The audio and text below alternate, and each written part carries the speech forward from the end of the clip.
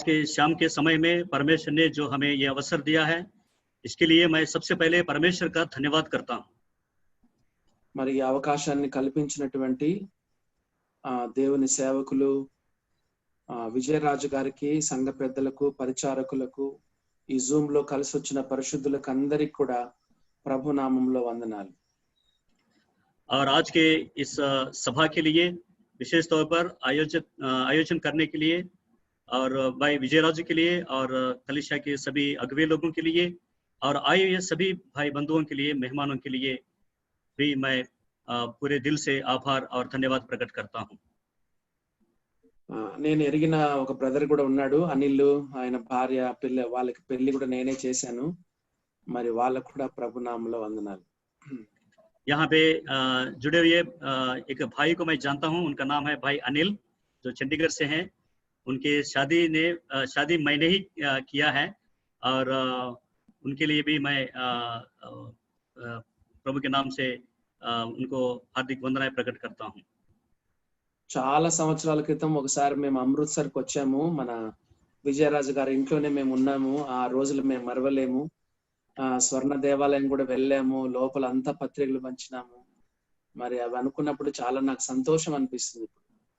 बहुत समय पहले हम लोग अमृतसर आए हुए थे और हम भाई विजयराजू की वहाँ पे उस घर में रहे थे और गोल्डन टेम्पल में स्वर्ण मंदिर में भी हम जा करके कुछ हम प्रभु के वचन भी बांटे हैं और उन दिनों को हम याद करते हुए हम बहुत खुशी और आनंद मनाते हैं। ఈ రాత్రి సమయంలో యోబు గ్రంథము 1వ అధ్యాయము 8వ వచనం నుండి 12వ వచనం వరకు మనం చదువుకుందాం। आज रात के समय में हमारे मनन के लिए अय्यूब की पुस्तक उसका पहला अध्याय 8 आयत से लेकर 12 आयत तक हम मनन करेंगे। మీరే చదువుతారా లేకపోతే చదువుకుంటూ మనం ముందుకెళ్దామా? ఎలాగైనా పర్లేదు। ఓకే, 8వ వచనం చదువుతున్నాను। అందుకు యెహోవా, నీవు నా సేవకుడైన యోబు సంగతి ఆలోచించితివా? हम यहाँ पर पढ़ते हैं अय्यूब की पुस्तक पहला अध्याय का 8वां वचन में, यहोवा ने शैतान से पूछा, क्या तूने मेरे दास अय्यूब पर ध्यान दिया है? మరి దేవుడు ప్రశ్నిస్తున్నాడు, నా సేవకుడైన యోబు సంగతి ఆలోచించితివా? यहाँ पर परमेश्वर यहोवा प्रश्न कर रहा है कि क्या मेरे दास अय्यूब पर ध्यान दिया है क्या? उनके बारे में क्या सोचा है आपने? మరి ఆయనలో ఆలోచించడానికి ఏముంది, ఏం స్పెషాలిటీ ఉంది? अय्यूब के बारे में सोचने के लिए उनमें क्या विशेषता है? 4 విషయాలు ఉన్నాయి। యథార్థవంతుడు, న్యాయవంతుడు, దేవునియందు భయభక్తులు కలిగి చెడుతనమును విసర్జించినవాడు। वहां पे 4 बातें उनके बारे में लिखा है कि वो खरा और सीधा और भय मानने वाला और बुराई से दूर रहने वाला। యథార్థవంతుడు అంటే లోపల కోటి బయట ఒకటి కాదు, వేషధారణ ఆయనలో లేదు, దేవుని ఎదుట యథార్థంగా జీవించినాడు। खरा इसका मतलब ये है अंदर एक और बाहर एक, ऐसा नहीं है। परमेश्वर के सन्मुख में एकदम खरा होकर के जीवन बिताने वाला। రెండవదిగా న్యాయవంతుడు అని రాయబడింది। दूसरी बात हमारी हिंदी भाषा में सीधा या धर्मी हम समझ सकते हैं। సాధారణంగా బిజినెస్ లో అన్యాయం చేస్తేనే సర్వైవ్ అవుతారు, కానీ ఈయన ఎంతో పెద్ద బిజినెస్ మ్యాన్, కోటీశ్వరుడు, తన యొక్క బిజినెస్ లో ఏమాత్రం కూడా అన్యాయం లేదు। आमतौर पर देखा जाता है कि व्यापार में बिना झूठ बोले तो बात या काम नहीं बन सकता है, लेकिन अय्यूब बहुत बड़ा व्यापारी है और बड़े धनवान व्यक्ति है और करोड़पति है, लेकिन इतने बड़े व्यापार होने के बावजूद भी उनके मुंह से कभी भी झूठ की बात नहीं निकली है। మూడవదిగా దేవునియందు భయభక్తులు కలిగినాడు। దేవునియందు భయభక్తులు और तीसरी बात उनके बारे में हम पढ़ते हैं कि वो परमेश्वर का भय मानने वाला है। భయభక్తులు అంటే దేవుడు నాకేమైనా చేస్తాడేమో, దేవుడు నాకు కరోనా రప్పిస్తాడేమో, దేవుడు నన్ను శిక్షిస్తాడేమో, దేవుడు నన్ను మొత్తుతాడేమో, అలాంటి భయం కాదు। भय और भक्ति का मतलब ये नहीं कि परमेश्वर मुझे कोई नुकसान पहुंचाएगा या परमेश्वर मुझे कोरोना वश कर देगा, या परमेश्वर मुझे नाश कर देगा, इस तरह का भय नहीं है। కానీ నేను దేవుణ్ణి ఏమైనా బాధపడతానేమో, దేవుణ్ణి ఏమైనా నొప్పి పరుస్తానేమో, నా ద్వారా దేవుడు బాధపడతాడేమో, అది దేవుని భయం అంటే అది. लेकिन अय्यूब का भय ये है कि मेरे द्वारा कोई गलती ना हो, परमेश्वर के खिलाफ कोई भी ऐसा कदम ना उठाऊं मैं, और परमेश्वर को चोट पहुंचाने वाली कोई बात मेरे से ना हो, इस तरह का भय था अय्यूब का। ఇప్పుడు దేవుని అందులో భయభక్తులు అంటే మీకు అర్థమైందా?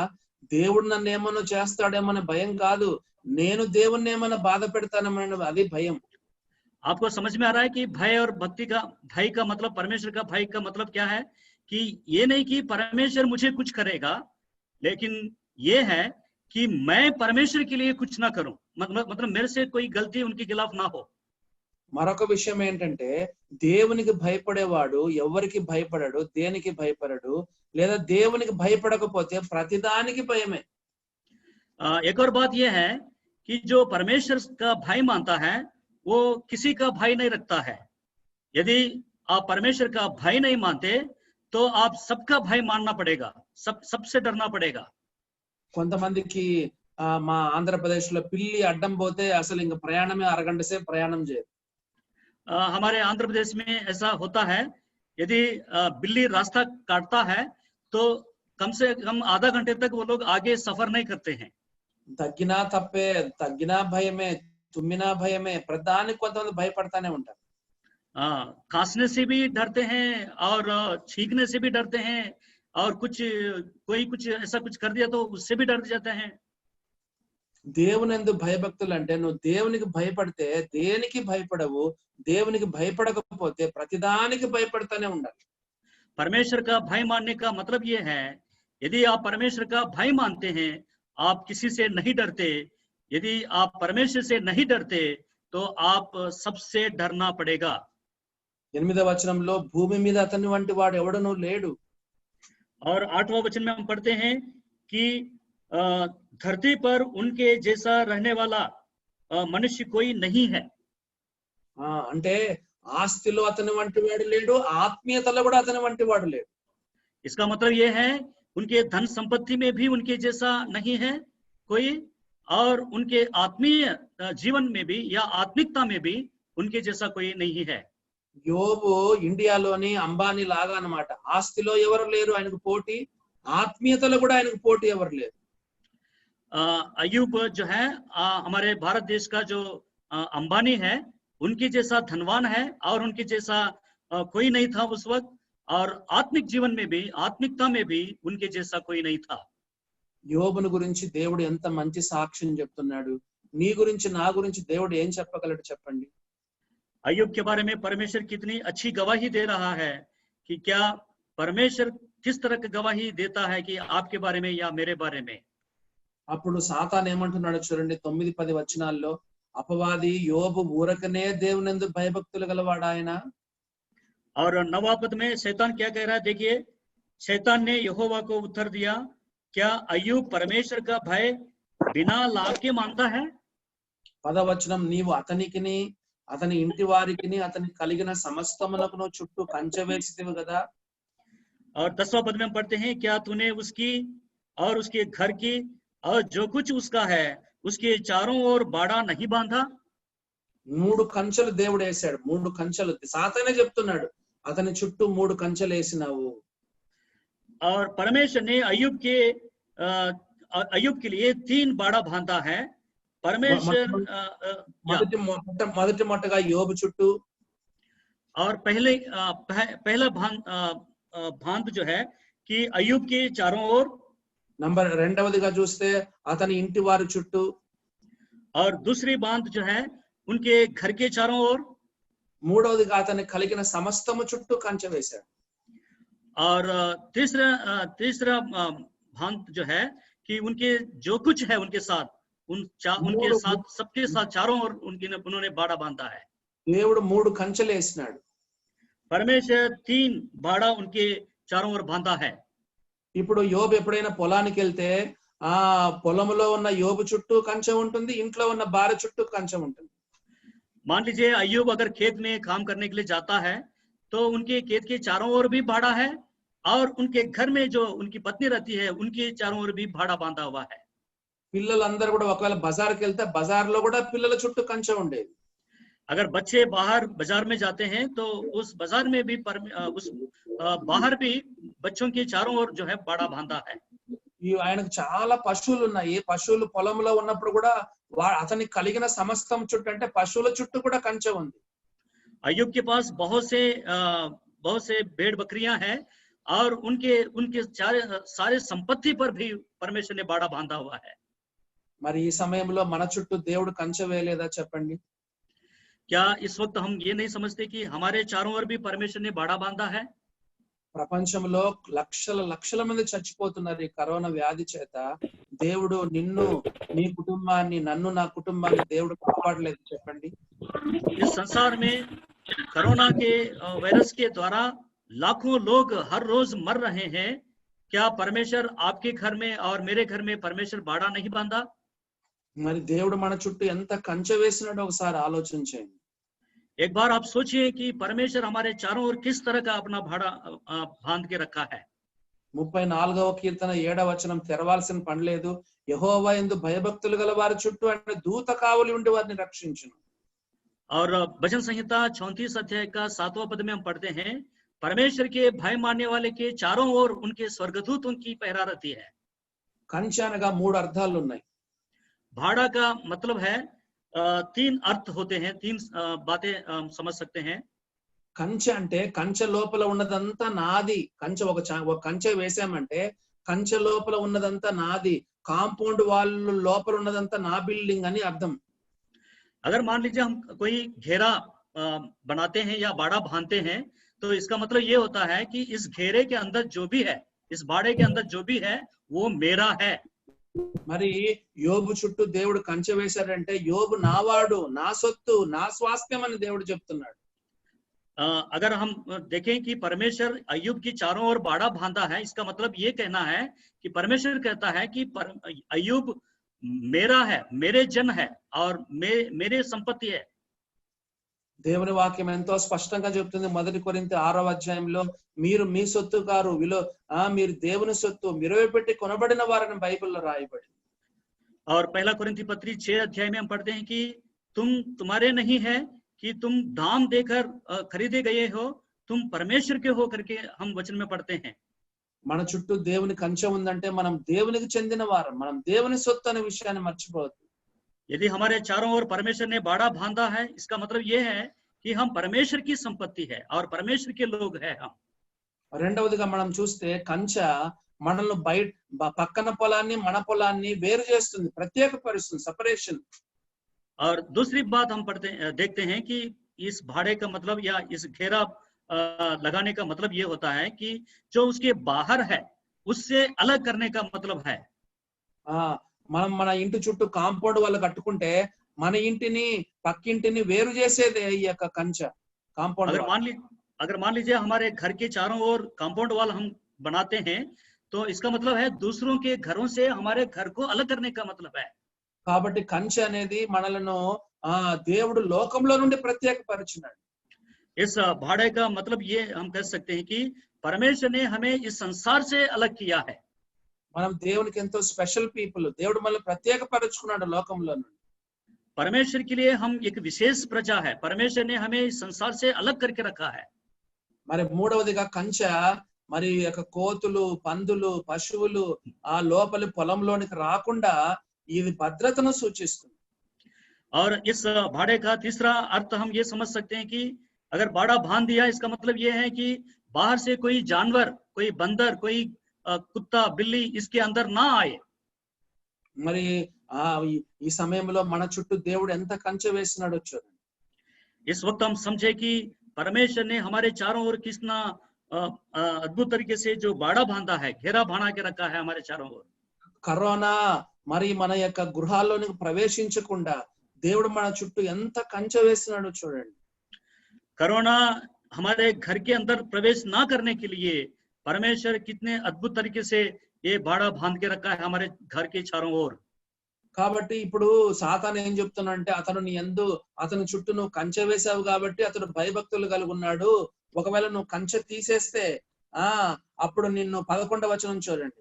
అయినను నీవు ఇప్పుడు నీ చెయ్యి చాపి అతని కలిగిన సమస్తమును మొత్తినెడల అతడు నీ ముఖం ఎదుటనే దూషించి నేను విడిచిపోవునని యెహోవాతో అనగా. तो इस वक्त जो है इसलिए शैतान इस बाड़े के बारे में परमेश्वर के पास जाकर के इस तरह का परमेश्वर के सामने अय्यूब के खिलाफ बताता है।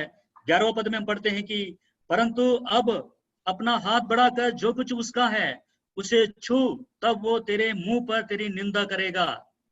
మరి ఆ సమయంలో అప్పుడు దేవుడు చెప్పాడు, సరే నీ ఇదిగో అతనికి కలిగిన 12వ వచనంలో అతనికి కలిగిన సమస్తమును నీ వశమున ఉన్నది అని చెప్పి దేవుడు యోబుకు ఇప్పుడు ఒక పరీక్ష పెట్టినాడు.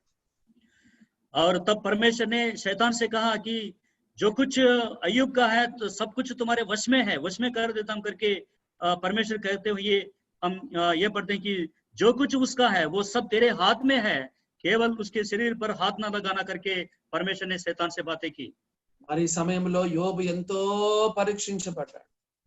और इस वक्त अय्यूब बहुत बड़े परीक्षा में से होकर के गुजरना पड़ा। ఆస్తి పోయింది, ఆప్తులు పోయినారు, ఆరోగ్యం పోయింది. और उनकी संपत्ति चली गई है और उनके शरीर में से स्वस्थता चली गई है और उनके जो अपने जो लोग हैं अपने भी उनसे दूर हो गए हैं। కాబట్టి దేవుడు కొన్నిసార్లు మనల్ని కరోనా రాకుండా కాపాడుతాడు, కొన్నిసార్లు పరీక్ష కొరకు కరోనా కూడా రప్పిస్తాడు దేవుడు మనకి. और कई बार परमेश्वर हमें कोरोना से भी बचाता है और कई बार कोरोना को अनुमति भी देता है कि हमारे जीवन में आए। మనము ఈ సమయంలో మనం చూస్తున్నాం, మరి బైబిల్లో కూడా రాయబడింది దేవుడు మనకు పరీక్ష పెడతాడు. और बाइबल में हम पढ़ते हैं कि परमेश्वर हमें परीक्षा करता है, हमारी परीक्षा लेता है। 1 పేతురు 1వ అధ్యాయం 7వ వచనంలో నశించిపోవు సువర్ణము అగ్ని పరీక్ష ద్వారా శుద్ధపరచబడుచున్నది కదా, దానికంటే అమూల్యమైన మీ విశ్వాసం ఈ శోధనల చేత పరీక్షకు నిలిచినదై యేసుక్రీస్తు ప్రత్యక్షమైనప్పుడు మెప్పు మహిమ ఘనత కలుగుట కారణమవుతుందని ప్రభు చెప్పాడు. पहला पत्रस पहला अध्याय का 7वां पद में हम इस रीति से पढ़ते हैं, और ये इसलिए है कि तुम्हारा परखा हुआ विश्वास जो आग से ताए हुए नाशवान सोने से भी कहीं अधिक बहुमूल्य है, यीशु मसीह के प्रकट होने पर प्रशंसा और महिमा और आदर का कारण ठहरने के लिए। కాబట్టి మన విశ్వాసము పరీక్షించబడుతుందని బైబిల్లో రాయబడింది. परमेश्वर के वचन में हम पढ़ते हैं कि हमारे विश्वास की परीक्षा की जाएगी। యోబే చెప్పాడు 23వ అధ్యాయం 10వ వచనంలో, ఆయన నన్ను శోధించిన తర్వాత నేను శుద్ధ సువర్ణము వలె కనపడతాను అని చెప్పాడు. अय्यूब खुद आप कहा है कि अय्यूब की पुस्तक 23 अध्याय में हम पढ़ते हैं कि वो 10वां पद में, परंतु वो जानता है कि मैं कैसी चाल चला हूं और जब वो मुझे था लेगा तब मैं सोने के समान निकलूंगा करके अय्यूब खुद अपने मुंह से कहा है। కాబట్టి మరి యోబుకు ఎన్నో శ్రమలు వచ్చినాయి. इसलिए अय्यूब के जीवन में कई परीक्षाएं आई है। మరి ఆస్తి పోయింది ఒకే రోజు, एक ही दिन में उनकी संपत्ति चली गई है। ఆప్తులు అంటే ఈ యొక్క కుటుంబీకులందరూ చనిపోయినారు. और उनके जो अपने लोग जो है वो सभी अपने परिवार के लोग चले गए हैं। ఆరోగ్యం కూడా పోయింది. और उनके जो स्वास्थ्य, शारीरिक स्वास्थ्य जो है वो भी चला गया। మరి ఈ రోజుల్లో మనం కూడా ఎంతో పరీక్షించబడుతున్నాం. और इन दिनों में भी हम लोग भी बहुत सारे परीक्षाओं में से गुजर रहे हैं। మరి ఉద్యోగాలు లేవు, మరి వ్యాపారాలు లేవు, మళ్ళీ ఆ తర్వాత కూలీ లేదు, పొలానికి వెళ్ళేది లేదు, చేతుల్లో డబ్బులు లేవు, ఇంట్లో సరుకులు లేవు, ఎంతో కష్టంగా ఉంది. మనం కూడా ఎంతో పరీక్షలో ఉన్నాం. हम भी बहुत सारे कठिन परिस्थितियों का सामना कर रहे हैं कि हमारे हाथ में नौकरी नहीं है, कि व्यापार नहीं है और पैसा नहीं है हाथ में और बाहर कोई काम नहीं है और तरह तरह की परेशानियों का सामना हम कर रहे हैं। మరి యోబు ఆ సమయంలో ఏం చేశాడు చెప్పండి? और उस वक्त अय्यूब ने क्या किया, आप बता सकते हैं? 2వ అధ్యాయము 10వ వచనం లాస్ట్ లైన్ చదవండి. 2వ అధ్యాయం 10వ వచనం లాస్ట్ లైన్. दूसरा अध्याय का 10वां पद के आखिरी हिस्से में हम पढ़ेंगे। ఈ సంగతులలో ఏ విషయమందును యోబు నోటి మాటతో నేను పాపము చేయలేదు. इन सब बातों में भी अय्यूब ने अपने मुंह से कोई पाप नहीं किया। కొంతమంది దేవుని బిడ్డలు పరీక్షలు వస్తే దేవుని భలే తిడతారు శోధనలు వచ్చినప్పుడు. कई परमेश्वर के संतान जो है, परमेश्वर के लोग जो है, जब कभी परीक्षाओं में पढ़ते हैं या कठिन परिस्थितियों में पड़ जाते हैं कि परमेश्वर को बहुत बुरा भला कहते हैं। కొంతమంది దేవుని ఇష్టానుసారంగా తిడతారు, దేవుని దూషిస్తారు. कई लोग परमेश्वर की निंदा करते हैं। కానీ యోబు నోటి మాటతో కూడా పాపం చేయలేదు. కష్ట సమయంలో నోటి మాటతో కూడా పాపం చేయలేదు. इतने कठिन परिस्थितियों में भी अय्यूब अपने मुंह से भी पाप नहीं किया। ఇంట్లో 10 శవాలు పెట్టుకొని దేవుని స్తుతించినాడు. घर में 10 शवों को रख करके परमेश्वर की स्तुति किया है। 7 కుమారులు 3 కుమార్తెల శవాలు. और वो 10 शव कोई है नहीं, 7 बेटे और 3 बेटियों की शव घर में रख करके परमेश्वर की स्तुति की है। నేను ఊహిస్తా ఉన్నాను, మొదటి కుమారుని శవం, రెండవ కుమారుడు, మూడవ కుమారుడు, 4, 5, 6, 7 కుమారుల శవాలు, మళ్ళా ఒకటవ కుమార్తె, రెండవ కుమార్తె, మూడవ కుమార్తె శవాలు ఎదురుగా ముందు పెట్టుకున్నాడు. मैं ऐसे सोचता हूं कि पहले बेटे की शव लाश जो है घर में आया, और उसके बाद दूसरे बेटे की, तीसरे बेटे की, चौथा, 5वां, 6वां, 7वां, और उसके बाद फिर पहली बेटी और दूसरी बेटी, तीसरी बेटी, इस तरह के सारे 10 के 10 सेवों के, उनके सभी संतानों के सेवों को सामने रख करके परमेश्वर की स्तुति किया है। దేవుని ఏమాత్రం కూడా తిట్టలేదు. परमेश्वर को कुछ भी भला बुरा नहीं कहा। ఓ ప్రియమైన దేవుని బిడ్డలారా, ఈ కరోనా సమయంలో దేవుని స్తుతించండి. యోబు నోటి మాటతో కూడా పాపం చేయలేదు. प्रिय परमेश्वर के लोगों कि इस वक्त इस कोरोना के समय में भी परमेश्वर की स्तुति करो, और मुंह से भी अय्यूब ने कोई पाप नहीं किया था। 10 శవాలు పెట్టుకొని దేవుని ఎంత స్తుతించాడు, యెహోవా ఇచ్చని యెహోవా తీసుకొని పోయెను అన్నాడు. और 10 लाश को सामने रख करके किस तरह का उन्होंने परमेश्वर की स्तुति किया है कि देखो परमेश्वर ने दिया और परमेश्वर ने लिया, उनके नाम की महिमा हो करके कहा है। నేను కొద్ది రోజుల క్రితము నేను హాస్పిటల్ ఇంజెక్షన్ కొరకు హాస్పిటల్కి వెళ్తే నర్సు ఇంజెక్షన్ వేయడానికి లేట్ గా వచ్చింది. कुछ दिन पहले मैं एक हॉस्पिटल में गया था, और नर्स जो है मुझे इंजेक्शन देने के लिए थोड़ा देर से आई थी। ఎందుకమ్మా లేట్ అయిందంటే, ఇద్దరు భార్య భర్తలు కొట్లాడుకున్నారు, ఆమె హార్పిక్ తాగేసింది, గొంతంతా కాలిపోయింది, గొంతులో రంధ్రం వేయడానికి అందుకు లేట్ అయిందని చెప్పి वो मुझसे कहने लगी कि देरी होने का कारण बता रही थी कि 2 पति पत्नी आपस में झगड़ा किया है, और पत्नी ने हार्पिक पी करके हार्पिक पीने की वजह से उनके गले में कुछ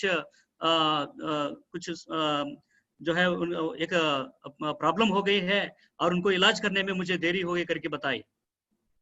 కాబట్టి చూడండి, ఈ రోజుల్లో దేవుని తిడుతున్నారు, భార్యను తిడుతున్నారు. ఈ కరోనా టైంలో చాలా విసుగెక్కుపోయింది. और इस कोरोना के समय में परमेश्वर की भी निंदा कर रहे हैं, और पत्नी की भी निंदा करते हैं लोग। భార్య భర్తలు ఒకరొకరు తిట్టుకుంటా ఉన్నారు, కొట్టుకుంటా ఉన్నారు, పిల్లల్ని తిడుతా ఉన్నారు, శాపనార్థాలు పెడుతున్నారు. కానీ యోబు నోటి మాటతో కూడా పాపం చేయలేదు. और पति पत्नी को एक दूसरे को गाली देते हैं, बच्चों के ऊपर चिल्लाते हैं और मारपीट कर रहे हैं, लेकिन यहाँ पे अय्यूब को देखते हैं कि वो अपने मुंह से भी कोई पाप नहीं किया। మరి మనం కూడా మన నోటిని ఎంత జాగ్రత్త పెట్టుకోవాలి. हम भी अपने मुंह को किस तरह की अपनी रखवाली करना चाहिए मुंह की। దేవుని వాక్యంలో రాయబడింది ఏంటంటే, యోబే చెప్పాడు 31వ అధ్యాయంలో ఏం చెప్పాడో చూడండి. యోబు 31వ అధ్యాయంలో ఒక మాట చెప్పాడు చూడండి, అది మనము చూద్దాము. యోబు గ్రంథము 31వ అధ్యాయము లో ఒక మాట, మనం 30వ వచనం, యోబు గ్రంథం 31, 30 చూడండి. अय्यूब की पुस्तक उसका 31 अध्याय का 30वां पद में हम లాస్ట్ లైన్ చూడండి, రెండవ లైన్, పాపము చేయుటకు నా నోటికి నేను చోటియనే లేదు. 31 अध्याय का 30वां पद। ओके, सो वहां पर हम पढ़ते हैं अपने मुंह से पाप नहीं किया। పాపము చేయుటకు నా నోటికి నేను చోటియనే లేదు. और वो कहते हैं कि पाप करने के लिए अपने मुंह को कुछ भी मौका नहीं दिया मैंने। మరి 2వ అధ్యాయం 10వ వచనంలో భార్య వచ్చింది. 2వ అధ్యాయం 10వ వచనంలో భార్య వస్తే దేవుని తిట్టి చచ్చిపో అని చెప్పింది. और अय्यूब की पुस्तक 2 अध्याय 10वां पद में उनकी पत्नी उनके पास आकर के कहती है कि तुम परमेश्वर की निंदा करके तुम मर जाओ करके कह रही है। అప్పుడు యోబు ఏమన్నాడు చూడండి, మూర్ఖురాలు మాట్లాడునట్లు మాట్లాడుచున్నావు అన్నాడు గాని భార్యను మూర్ఖురాలని అనలేదు. और अय्यूब अपनी पत्नी से कहता है कि तुम एक मूढ़ स्त्री की सी बात करती है।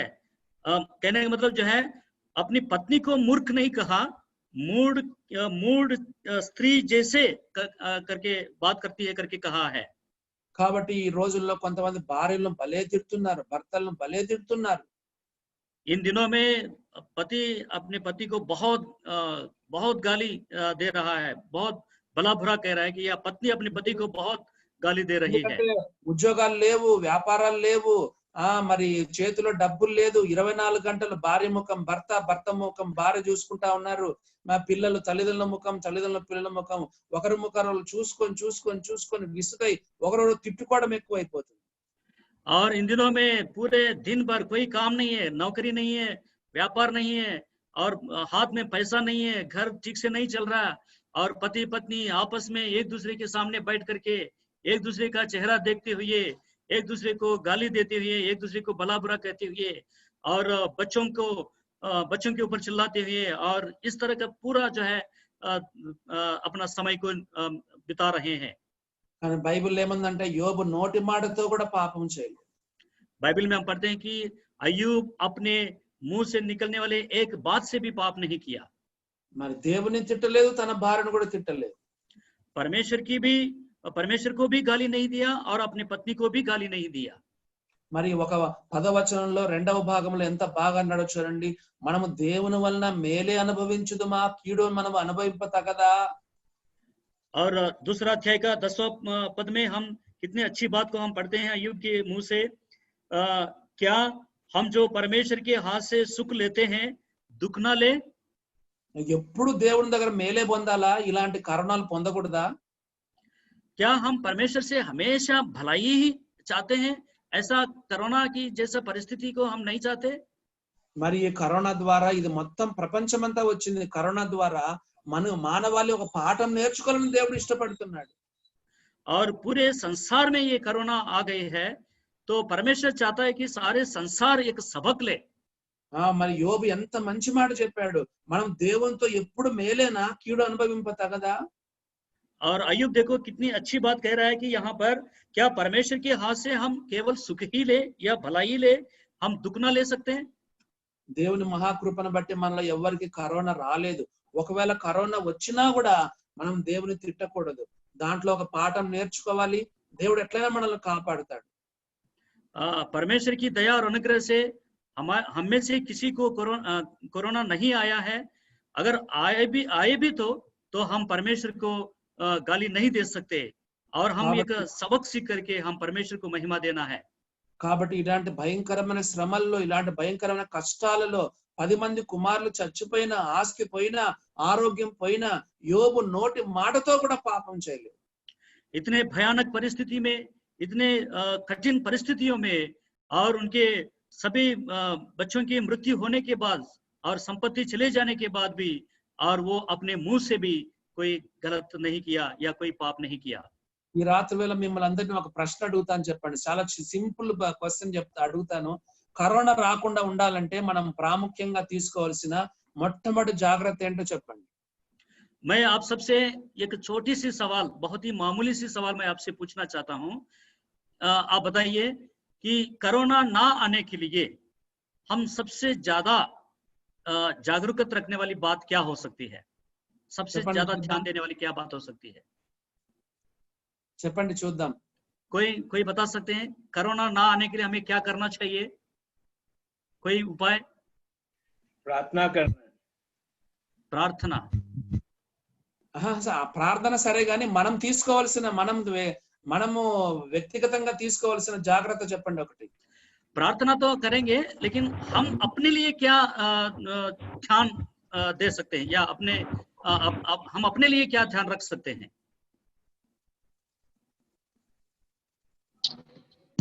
आज्ञा का पालन करना चाहिए. Social distance very good. Keep the social distance.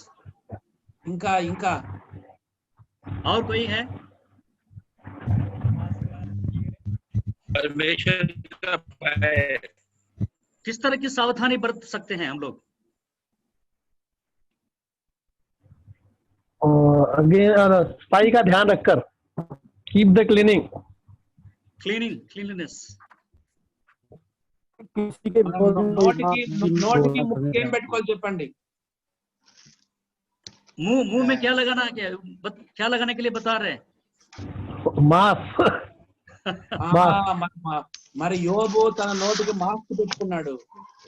और यहाँ पे मैं ये कहना चाह रहा हूँ कि अय्यूब अपने मुंह पर मास्क उस वक्त लगाया था। యాకోబు రాసిన పత్రిక 1:26 1:26 వచనం. యాకోబు రాసిన పత్రిక 1:26 ఎవడైనను నోటికి కళ్ళెం పెట్టుకొనక తన హృదయమును మోసపరుచుకొనొచ్చు భక్తి గలవాడని అనుకుంటే వాని భక్తి వ్యర్థమే. हम याकूब की पत्री पहला अध्याय का 26वां पद में हम इस रीति से पढ़ते हैं, यदि कोई अपने आप को भक्त समझे और अपने जीभ पर लगाम ना दे पर अपने हृदय को धोखा दे तो उसकी भक्ति व्यर्थ है। యోబు తన నోటికి కళ్ళెం పెట్టుకున్నాడు, యోబు తన నోటికి మాస్క్ పెట్టుకున్నాడు. अय्यूब अपने मुंह को लगाम लगा लिया है और अपने मुंह पर मास्क लगा लिया है। దేవుని తిట్టలేదు, తన భార్యను తిట్టలేదు. परमेश्वर को भी गाली नहीं दिया और अपनी पत्नी को भी गाली नहीं दिया। దేవుని వాక్యం ఏం చెప్తుంది? ఎవడైనా నోటికి కళ్ళెం పెట్టుకొనకుండా, परमेश्वर का वचन क्या कहता है? यदि कोई अपने मुंह को लगाम ना रखे या अपने जीभ को लगाम ना रखे, తన భక్తి గలవాడ తన హృదయమును మోసపరుచుకొనొచ్చు భక్తి గలవాడని అనుకుంటే వాని భక్తి వ్యర్థమే. अपने हृदय को धोखा देते हुए ये समझे कि मैं भक्ति करने वाला हूं तो वो उनका भक्ति व्यर्थ है। his godliness is worth zero. और उनकी भक्ति बिल्कुल शून्य है, एकदम जीरो है, बहुत बड़ा शून्य है। నువ్వు ఎంత భక్తిగా ఉండు, ఆ తర్వాత చర్చికి రా, కానుకలు ఇవ్వు, ఆరాధన చెయ్యి, రొట్టె రసంలో పాల్గొను, నువ్వు నోరు కంట్రోల్లో లేకపోతే నీ భక్తి అంతా వ్యర్థమే. चाहे आप कितना भी भक्तिमय इंसान क्यों ना हो, आराधना में आओ और रोटी और प्याला में भाग लो और चंदा भी दो और कितना भी कुछ भी कर ले, अगर आप अपने मुंह को लगाम नहीं रखते तो आपकी भक्ति व्यर्थ है। నేను కొంతమందిని ఎరుగుదును, పొద్దున ఆదివారం పొద్దున ఎంతో 9:30కు వస్తారు, ఎంతో చక్కగా దేవుని ఆరాధిస్తారు, 1 గంట వరకు చర్చిలో ఉంటారు, ఎంతో మంచి పదజాలంతో దేవుని ఆరాధిస్తారు, ఎంత మంచిగా దేవుని ఆరాధిస్తారు. ఇంటికి పోయిన తర్వాత మరి భార్యను భలే తిడతారు. मैं कुछ लोगों को जानता हूं, आराधना के समय में और सुबह 9 साढ़े 9 बजे तक आ जाते हैं आराधना में और बहुत ही अच्छे शब्दों से परमेश्वर की स्तुति और आराधना की भेंट चढ़ाते हैं और 1 बजे तक पूरे कलीसिया में ही रह जाते हैं और उसके बाद घर जा करके और घर में अपनी पत्नी को अपने मर्जी के मुताबिक गालियां देते हुए घर में झगड़ा करते हैं। ఒక భర్తనే కాదు, భర్తను తిట్టే భార్యలు కూడా ఉన్నారు ఈ రోజుల్లో. केवल पत्नी को भी गाली नहीं मिलते, पत्नियां भी हैं जो पति को गाली देने वाली। వాళ్ళ భక్తి ఆదివారం 9 గంటల నుంచి 1 గంట వరకే. उनके भक्ति जो है इतवार के दिन सुबह 9 बजे से लेकर दोपहर 1 बजे तक ही रहती है उनकी भक्ति। యాకోబు చెప్తున్నాడు వాళ్ళ భక్తి వ్యర్థమే అని చెప్పాడు. और याकूब उनके बारे में कहते हैं कि उनकी भक्ति व्यर्थ है। మరి ఈ రోజు నేను ఒక షాప్ కి వెళ్ళాను, ఈ రోజు మా పాపకి ఏదో టెక్స్ట్ బుక్స్ కావాలంటే షాప్ కి వెళ్తే మాస్క్ లేనోడు ఎంటర్ కాకూడదని రాశాడు ఫ్రంట్ లో.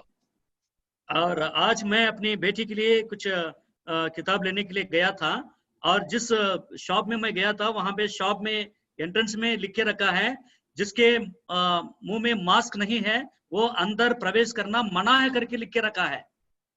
కీర్తనల గ్రంథం 39వ కీర్తన మొదటి వచనం చదువుతాం.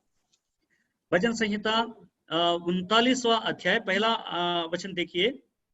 కీర్తనలు 39:1 నా నాలుకతో పాపము చేయకుండానట్లు నా మార్గములను జాగ్రత్తగా చూచుకొందును, భక్తిహీనుడు నా ఎదుట ఉన్నప్పుడు నా నోటికి చిక్కము ఉంచుకొందును అనుకుంటుని.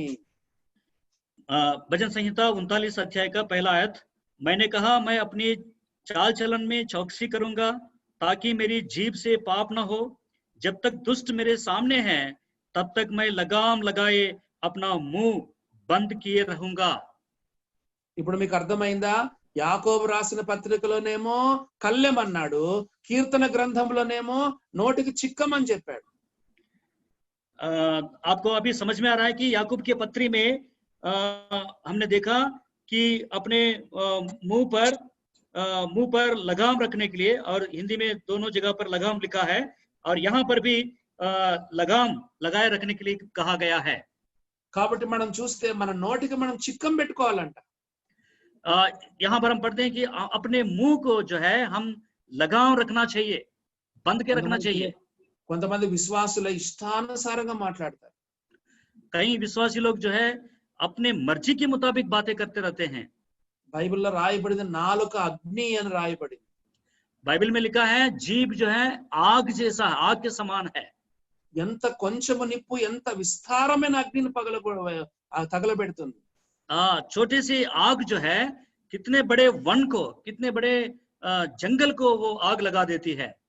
ఇందాక నేను చెప్పినటువంటి ఆ భార్య భర్తలు, ఆ హార్పిక్ తిన్న భార్య భర్తలు, వాళ్ళిద్దరు ఆ ఇద్దరు సాఫ్ట్వేర్ ఇంజనీర్లు అంట, పెద్ద చదువుకున్న వాళ్ళు, మంచి ఉద్యోగాలు చేసుకునే వాళ్ళు. अभी मैं थोड़ी देर में कुछ पति पत्नी के झगड़े के बारे में बताया था, जो पत्नी ने हार्पिक पी लिया था, और वो दोनों पति पत्नी हार्डवेयर इंजीनियर्स है, बहुत बड़े पढ़े लिखे लोग हैं। మాట మాట పెరిగింది భార్య హార్పిక్ తాగేసి, और बातों बातों में और बात चली गई है, और इस तरह का उनका झगड़ा बढ़ गया है। ఈ రోజుల్లో నోరు ఎంతో కంట్రోల్లో పెట్టుకోవాలి. इन दिनों में अपने मुंह को बहुत ही सावधानी से रखना है। అదే యాకోబు రాసిన పత్రిక 3వ అధ్యాయంలో చెప్పాడు, ఈ నోటితోనే దేవుని స్తుతిస్తారు, ఈ నోటితోనే దేవుని పోలికగా పుట్టిన మనుషులను శపిస్తారు అన్నాడు. और हम याकूब के पत्री 3रा अध्याय में पढ़ते हैं, और इसी मुंह से हम प्रभु और पिता की स्तुति भी करते हैं, और इसी मुंह से जो है श्राप भी देते हैं। ఒక జల నుండియే, ఒక ఫౌంటైన్ నుండియే తీయ నీరు ఊరునా చేదు నీరు ఊరునా అన్నాడు. और वहां पे हम पढ़ते हैं कि क्या एक सोते के एक ही मुंह से मीठा और खारा जल दोनों क्या निकल सकता है। అందుకే మన నోరు చాలా కంట్రోల్లో పెట్టుకోవాలి. इसलिए अपने मुंह को बहुत ही सावधानी से रखना है, लगाम रखना है। అంత నోట్లోనే ఉంది. सब कुछ मुंह के अंदर ही है, सब कुछ मुंह के अंदर। మరి డాక్టర్ దగ్గరికి పోతే నాలుక బయట పెట్టమంటాడు, చెప్పండి ఎందుకు పెట్టమంటాడు చెప్పండి. अगर आप डॉक्टर के पास जाते हैं तो सबसे पहले आप अपना जीभ बाहर निकालिए करके आपसे बोलते हैं, जीभ बाहर निकालो। నాలుక ఇట్లా బయట పెట్టమని చెప్తాడు. और जीभ बाहर निकालने के लिए कहता है, क्यों कहता है? ఎందుకంటే నాలుకలోనే అంతా ఉంది. నాలుకను చూస్తే చాలు నీకు ఏం రోగం ఉందో ఆ డాక్టర్కి అర్థమైపోతుంది. क्योंकि जीभ के अंदर ही सब कुछ है। डॉक्टर को जीभ देखने से ही मालूम पड़ जाएगा कि क्या प्रॉब्लम है, क्योंकि सब कुछ जीभ के अंदर ही है। అందుకే యేసు ప్రభువు వారు కూడా చెప్పాడు, హృదయం నిండి ఉన్న దాన్ని బట్టి నోరు మాట్లాడుతుందని రాయబడి. इसलिए प्रभु यीशु मसीह ने भी कहा था, जो कुछ जिससे हृदय भरा है और वो मुंह से बाहर निकलता है। నీ నోటి మాటలను బట్టి నువ్వు నీతిమంతుడవని తీర్పు నొందుదువు, నీ నోటి మాటలను బట్టి నువ్వు అపరాధివని తీర్పు నొందుదు. और तुम अपने मुंह की बातों से ही तुम धर्मी, या अपनी मुंह की बातों से ही तुम अपराधी या अपराधी करके तुम्हारा न्याय होगा। కాబట్టి ఈ కరోనా కష్టకాలంలో మనకు చేతుల్లో డబ్బులు లేవు, వ్యాపారాలు లేవు, ఉద్యోగాలు లేవు, సేవ లేదు, మరి వ్యాపారాలు లేవు, ఎంతో కష్టంగా ఉంది, విసుగుదలగా ఉంది. కాబట్టి భార్య భర్తలు ఒకరొకరు తిట్టుకోకుండా, పిల్లల్లో ఒకరొకరు తిట్టుకోకుండా, మరి యోబులాగా మనం పాపం చేయకుండా మనం ఉండాలి, నోటితో పాపం చేయకుండా ఉండాలి. इन दिनों में जो कोरोना का समय में हमारे साथ बहुत सारे ऐसे परिस्थितियां हैं कि हमारे हाथ में नौकरी नहीं है, काम नहीं है, और पैसे नहीं है, और बहुत जिंदगी जो है बहुत ही तंग आ चुकी है। तो इसलिए हम आपस में किसी को, एक दूसरे को गाली ना देते हुए, और बहुत ही प्रभु के सन्मुख में अपने मुंह को लगाम रखते हुए प्रभु के सन्मुख में हमें बने रहना चाहिए। మరి ఈ కరోనా కష్టకాలంలో మనం నోటితో పాపం చేస్తాము, రెండవదిగా ఇంకొక అవయవంతో కూడా పాపం చేసే అవకాశం ఉంది. इस कोरोना के इन कठिन समय में हम जीभ से भी या मुंह से भी पाप करते हैं, और एक और जो अंग है उसके बारे में भी मैं बताऊंगा, वो भी हम देखेंगे। చూడండి 31వ అధ్యాయం యోబు గ్రంథం 31వ అధ్యాయం మొదటి వచనం. अय्यूब के पुस्तक 31 अध्याय का पहला वचन। యోబు గ్రంథం 31 మొదటి వచనం. अय्यूब का पुस्तक पहला अध्याय 31 अध्याय का पहला वचन। నేను నా కన్నులతో నిబంధన చేసుకొంటిని, కన్యకను నేను ఎలాగో చూచుదును. मैंने अपनी आंखों के साथ वाचा बांधी है, फिर मैं किसी कुंवारी पर कैसे आंखें लगाऊं। యోబు చెప్తున్నాడు, నేను యోబుని గురించి రెండు మాటలు మనం చదువుతున్నాం. యోబు నోటి మాటతో పాపము చేయలేదు, యోబు కంటితో కూడా పాపము చేయలేదు. अय्यूब के बारे में दो बातों के विषय में हम पढ़ते हैं। अय्यूब अपने मुंह से पाप नहीं किया, और दूसरी बात हम यहाँ पर पढ़ते हैं, अपने आंख से भी पाप नहीं किया। ఈ కరోనా కష్టకాలంలో మనం రెండు అవయవాలతో పాపం చేసే అవకాశం ఉంది. ఒకటేమో నోటితో పాపం చేసే అవకాశం ఉంది, రెండవతో కన్నులతో పాపం చేసే అవకాశం ఉంది. इस कोरोना की कठिन समय में हम दो तरह के अंगों से हम पाप करने की संभावना है, एक अपने मुंह से और दूसरा अपने आंखों से। మనం నోటితో ఎలా పాపం చేస్తున్నామో ఆల్రెడీ చూసాము, ఇప్పుడు కంటితో ఎలా పాపం చేస్తామో కొన్ని విషయాలు చూద్దాం. हमने पहले से ही देखा कि हम अपने मुंह से, अपने जीभ से किस तरह का हम पाप करते हैं, वो हमने देखा है। अभी हम देखेंगे आंखों से हम कैसे पाप करते हैं। కన్నులతో ఎట్లా పాపం చేస్తున్నాము? మరి ఉద్యోగాలు లేవు, స్కూల్స్ లేవు, కాలేజీలు లేవు, కొంతమంది టీవీ టీవీ టీవీ టీవీ. और अभी हम आंखों से कैसे पाप करते हैं कि इस वक्त कोई बाहर जाके कोई काम है नहीं, और कोई स्कूल नहीं है, कॉलेज नहीं है, पढ़ाई नहीं है, तो आंखों से हम क्या पाप करते हैं कि पूरे दिन भर टीवी के सामने टीवी टीवी टीवी करके हम टीवी देखते रहते हैं। ప్రోగ్రాములు వెంబడి ప్రోగ్రాములు, ఛానల్స్ వెంబడి ఛానల్స్, ఎప్పుడు ఇది ఏది రిమోట్ ఈ చేతిలో పెట్టుకొని మరి సీరియల్స్ చూడడము, సినిమాలు చూడడము, సినిమా పాటలు చూడడము. మరి కంటితో పాపం చేయట్లేదా ఈ కరోనా సమయంలో? और टीवी के सामने बैठ करके प्रोग्राम के ऊपर प्रोग्राम और सीरियल के ऊपर सीरियल, और चैनल बदलते बदलते रिमोट अपने हाथ में रख करके, और एक पिक्चर खत्म हो गया दूसरा पिक्चर देखते, मतलब पूरा समय जो है हम टीवी के सामने आंखों से पाप करते हैं। మరి ఆడవాళ్ళు అయితే ఉల్లిగడ్డలు తరిగేది టీవీ ముందరే, పచ్చిమిరపకాయలు తరిగేది టీవీ ముందరే, మరి పనులన్నీ టీవీ ముందరే తెచ్చుకుంటున్నారు. ఆఖరికి భోజనాలు కూడా ప్లేట్లు టీవీ ముందరే కూర్చొని మరి తినడం అయిపోతా ఉంది. और औरतें लोग जो है कि हर काम टीवी के सामने ही करते हैं, और सब्जियां काटना है, और कुछ जो है खाना भी खाना है, तो अपने प्लेट में खाना लेकर के टीवी के सामने ही बैठ करके खाना खा लेते हैं। మరి ఈ రోజుల్లో మరి ఇప్పుడు టీవీ రూమ్ ఇంటికంతటికి కూడా ఒక టీవీ ఉంటాయి. ఈ రోజుల్లో మరి ప్రతి ఒక్కరి చేతుల్లో ఇప్పుడు టీవీ లాంటిది సెల్ ఫోన్ వచ్చేసింది. और पहले जमाने में ऐसा था, कुछ हर एक घर में एक टीवी होता था, लेकिन आज के दिनों में हर एक के हाथ में एक मोबाइल के रूप में, और मोबाइल में कुछ भी देखने के लिए हर एक के हाथ में एक मोबाइल है। మొబైల్ ఫోన్ లో ఎన్ని కంటి ద్వారా ఎంత పాపం చేస్తున్నాం, వాట్సాప్ లో ఎంత పాపం, ఈ యొక్క స్నాప్ చాట్ లో మరి ఇలాంటివి యూట్యూబ్ లో ఎంత పాపం చేస్తున్నారు ఈ రోజుల్లో.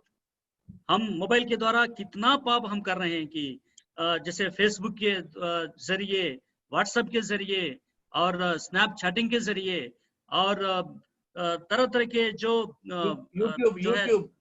यूट्यूब के जरिए, तो इन सब चीजों से हम उसको देखते देखते हम कितना पाप कर रहे हैं। ఒకరు అంతకు ముందు రోజుల్లో సినిమాకి వెళ్ళాలంటే డబ్బులు చేతిలో పెట్టుకోవాలి, చాలా దూరం ప్రయాణం చేయాలి, అట్లా ఉండదు. ఇప్పుడు సినిమా చూడాలంటే సినిమా హాల్కు పోవాల్సిన పనిలే, చేతిలోనే సినిమా చూడొచ్చు. और पुराने दिनों में अगर कोई पिक्चर देखना है तो आपके हाथ में पैसा होना चाहिए, और बहुत दूर भी जाना चाहिए, और ऐसा होता था। लेकिन अभी पिक्चर देखना है तो आप हाथ में ही पिक्चर देख सकते हैं, हाथ में मोबाइल रख करके पिक्चर देख सकते हैं। ఒకప్పుడు ఇంటర్నెట్ లో ఏమైనా చూడాలనుకుంటే చెడ్డవి షాప్ కి వెళ్ళాలి, అక్కడ వెళ్ళి డబ్బులు కట్టాలి, ఇంటర్నెట్ లో కూర్చొని చెడ్డవి చూసేవాళ్ళు. కానీ ఈ రోజుల్లో నువ్వు సెల్ ఫోన్ లో ఏం కావాలంటే అది చెడ్డ చెడ్డ చూసే అవకాశం ఉంది. पहले दिनों में अगर कुछ गंदे गंदे चीजों को देखना है तो कुछ वेब या कुछ वेब स्टोर में जाकर के वहां पे कुछ साइट में जाकर के वहां पे जाकर के देखना होता था। लेकिन अभी इस वक्त घर में बैठ करके हाथ में मोबाइल रख करके जो कुछ बुराई देखना है तो सब कुछ बुराई जो है आप अपने हाथों से देख सकते हैं। కొంతమంది విశ్వాసులు ఈ యొక్క సెల్ ఫోన్లలో ఈ యొక్క ల్యాప్టాప్స్ లో పోర్నోగ్రఫీ చూస్తున్నారు. పోర్నోగ్రఫీ అంటే బట్టలు లేని బొమ్మ. और कई विश्वासी लोग अपने हाथ में अपने मोबाइल रख करके उस इंटरनेट के चैनल के जरिए जो है पोर्नोग्राफी देखते हैं। इसका मतलब यह है कि बिना वस्त्र के जो है अंग प्रदर्शन को देखते हुए पाप कर रहे हैं। మరి యోబు తన కన్నులతో నిబంధన చేసుకున్నాడు. నా కన్నులతో నేను చెడ్డవాటిని చూడను, కన్యాకన్యను చూడను, నా కన్నులతో నిబంధన చేసుకుంటానని చెప్పినాడు. अय्यूब अपने आंखों से वाचा बांध लिया है कि इन आंखों से मैं कुंवारी को कैसे देख सकता हूँ और मैं इन आंखों से मैं वाचा बांधता हूँ, मैं नहीं देखूंगा करके वाचा बांध लिया है। మరి 119వ కీర్తనలో కీర్తనాకారుడు ఒక ప్రార్థన చేశాడు. ఏంటంటే 37వ వచనంలో వ్యర్థమైన వాటిని చూడకుండా నా కన్నులు తిప్పే ప్రభువా అని ప్రార్థన చేశాడు.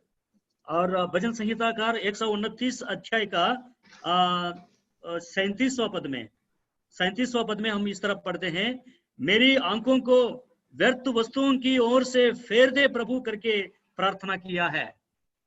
ఇప్పటికి కూడా నేను జ్ఞాపకం వచ్చినప్పుడు నేను ఈ ప్రార్థన చేసుకుంటాను. आज भी जब कभी मुझे याद आती है कि मैं ये प्रार्थना मैं अपने लिए मैं खुद करता हूँ। 7 కుమారులు 3 కుమార్తెలు మొత్తం 10 మంది పిల్లలు కలిగిన ముసలోడే నేను నా కన్నులతో నిబంధన చేసుకుంటానంటే మరి నీవు నేను ఇంకా వయసులో ఉన్నాము. మనమెంత ఇంకా జాగ్రత్తగా మన కన్నులను కాపాడుకోవాలి. 7 बेटे और 3 बेटियां जिनके हैं जो अय्यूब के हैं और वो उस वृद्ध होकर के एक बुजुर्ग होकर के अपने आंखों से इस तरह के वाचा बांध सकता है, तो आप और मैं इस जवानी अवस्था में होकर के हम कितना और अपने आंखों से वाचा बांधने की जरूरत है। దేవుని యేసు ప్రభువు వారు చెప్పారు, నీ దేహమునకు దీపము నీ కన్నే, నీ కన్ను వెలుగుమయమైతే నీ దేహమంతా వెలుగుమయమై ఉంటుంది. నీ కన్ను చీకటిమయమైతే నీ దేహమంతా చీకటిమయమై ఉంటుందని చెప్పాడు प्रभु यीशु मसीह ने अपने उपदेश में कहा है कि तुम्हारे देह के लिए दिया है आंख। यदि आपके आंख निर्मल है तो तुम्हारा देह भी पूरे तरह से निर्मल होगा। यदि आपके आंख अंधकार है तो तुम्हारा देह भी अंधकारमय होगा। కాబట్టి ప్రియమైన దేవుని బిడ్డలారా, యోబు నోటి మాటతో పాపం చేయలేదు, కంటితో కూడా పాపం చేయలేదు. प्रिय विश्वासी भाइयों बहनों, अय्यूब अपने मुंह से भी पाप नहीं किया और अपने आंखों से भी पाप नहीं किया। మనం కూడా ఈ కరోనా కాలంలో ఈ 2 అవయవాలతో పాపం చేసే అవకాశం ఉంది. इस कोरोना की परिस्थितियों में, इन समयों में हम इन दोनों अंगों को इस्तेमाल करते हुए पाप करने की संभावना बहुत ही ज्यादा है। ముఖ్యంగా ఫ్రస్ట్రేషన్ లో దేవుని తిట్టడము, ఈ యొక్క ఫ్రస్ట్రేషన్ లో భార్యను తిట్టడం, భర్తను తిట్టడం, పిల్లలను తిట్టడం అలా చేయొద్దు. तंग आकर के हम पत्नी को गाली देना या पति को गाली देना, बच्चों के ऊपर चिल्लाना, ऐसा काम हमें नहीं करना चाहिए। కాబట్టి ఉద్యోగాలు లేవు, తీరికగా ఉన్నాము, ఖాళీగా ఉన్నామని చెప్పి టీవీల్లో, వాట్సాప్ల్లో, యూట్యూబ్ల్లో, ఫేస్బుక్ల్లో ఏవంటే అవి చూడొద్దు. कोई काम नहीं है कि नौकरी से भी छुट्टी है और इसलिए कि टीवी में और उधर इधर हर चीज को जो मर्जी पड़ता है वो मर्जी देखना नहीं चाहिए। మరి అందుకొరకు దేవుడు ఏం చేశాడు? యోబుని ఎంత ఆశీర్వదించినాడు చెప్పండి.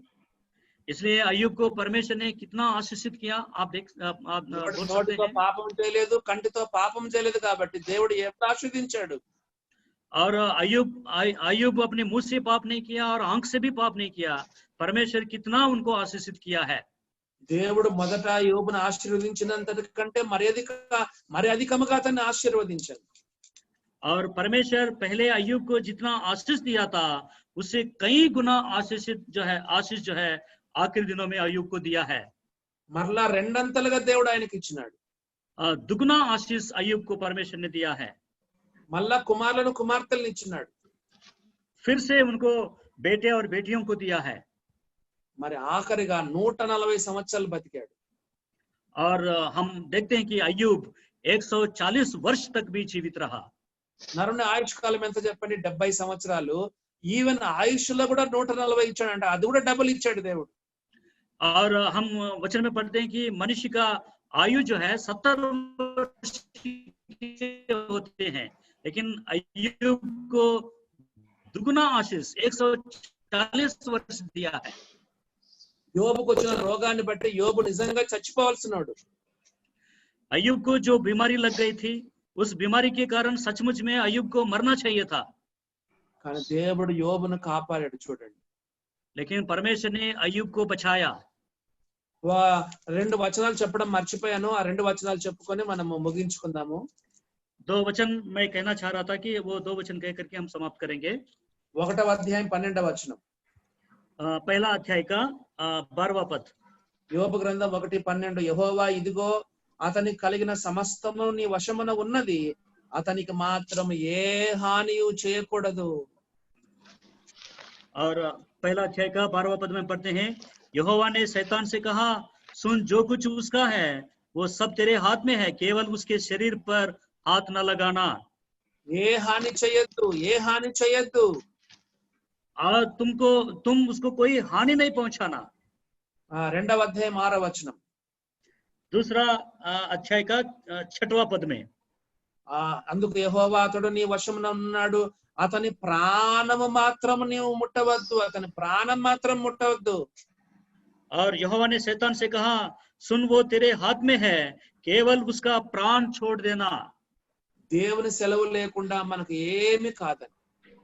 परमेश्वर के अनुमति के बिना हमें कुछ भी नहीं हो सकता।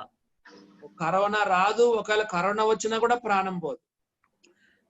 पहली बात तो कोरोना आएगी नहीं, हमें अगर आएगी भी तो हमें हमारा प्राण नहीं जाएगा।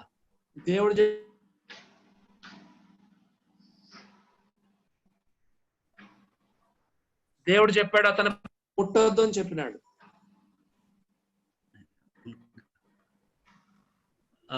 रिपीट ना, దేవుడు చెప్పాడు అతని ప్రాణం మాత్రం ముట్టొద్దు అని చెప్పినాడు. परमेश्वर ने कहा उनके प्राण को नहीं छूना है। కాబట్టి దేవుడు 140 సంవత్సరాల ఆయుష్ ఇచ్చినాడు. और परमेश्वर ने उनको 140 आयु उनको दे दिया है। ప్రియమైన దేవుని బిడ్డలారా, ఏం భయపడొద్దు. మన జీవితాలు యోబులాగా ప్రభుకు మనం సమర్పణ చేసుకుందాము. దేవుడు మనకు ఆయుష్, ఆరోగ్యం ఇస్తాడు. కానీ మన వంతు ఏంటంటే నోటితో పాపం చేయకూడదు, కంటితో పాపం చేయకూడదు. प्रिय भाई और बहनों, कि हम किसी से इतना डरने की जरूरत नहीं है, कि हम अपने तरफ से करने की जरूरत है कि हम अपने मुंह से पाप ना करें और अपने आंखों से भी पाप ना करें। అలాగా యోబులాగా జీవించి దేవుని యొక్క ఆశీర్వాదాలు పొందుకోవడానికి దేవుడు మనకు సహాయం చేయనుగా. इस तरह अय्यूब के जैसा जीवन बिताते हुए परमेश्वर की ओर से मिलने वाले आशीषों के हकदार हम बन सके, और इस तरह का परमेश्वर हम सबकी सहायता करे। అందరికీ వందనాలు. सबको जय मसीह की। जय मसीह की। परमेश्वर के नाम की महिमा हो कि अय्यूब के जीवन के द्वारा और विशेष तौर पर 2 पापों के बारे में हमने देखा है। शरीर के 2 अंगों से जिस तरह का पाप होता है, एक मुंह से, जीभ से और आंखों से, और इनके सावधानी किस तरह रखना चाहिए हमें, और ताकि परमेश्वर की ओर से मिलने वाले आशीषों के हम किस तरह हकदार बनना